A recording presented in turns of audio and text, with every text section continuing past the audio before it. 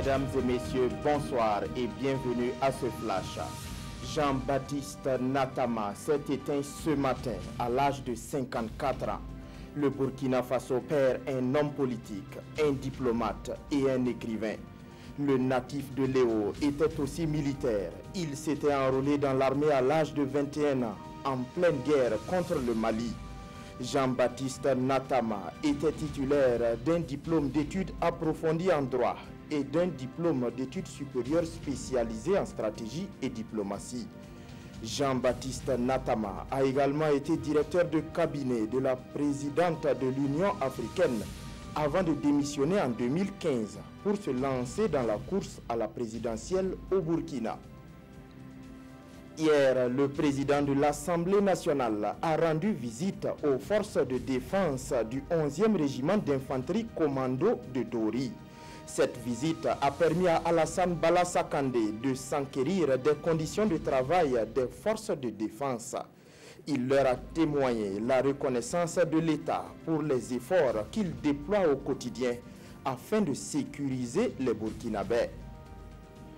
L'Union pour le progrès et le changement UPC a tenu ses premières journées parlementaires de 2018 le vendredi passé. C'était à Dédougou et elle s'est tenue sous le thème du vote des Burkinabés de l'extérieur en 2020. Il s'est agi au cours de cette journée parlementaire UPC de déceler les contraintes et de noter les défis à relever afin que le droit constitutionnel accordé aux Burkinabés de l'extérieur soit respecté. L'élevage des poulets locaux fait la fierté et le gagne-pain de deux jeunes de Zitenga dans la région du plateau central. Investis dans l'élevage des poulets locaux il y a seulement un an, Moussa et Yassia disposent aujourd'hui chacun de 300 têtes de volaille.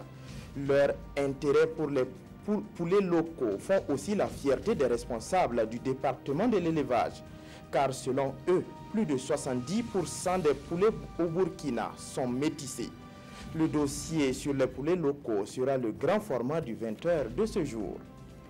En Russie, aujourd'hui, c'est jour d'élection et au moment où je vous parle, les bureaux de vote ont fermé. 107 millions d'électeurs étaient attendus aux urnes. Sans donner des chiffres, la commission électorale estime que la participation à ce scrutin est supérieure à celle des scrutins précédents. Avant même l'annonce des résultats, Vladimir Poutine est quasiment sûr de briguer un 4e mandat, car son principal opposant est interdit de candidature par la commission électorale du fait de sa condamnation judiciaire pour détournement de fonds. C'est tout pour ce flash. Merci pour votre attention. Fousseni Kindo vous retrouve pour le 20h. Bonsoir.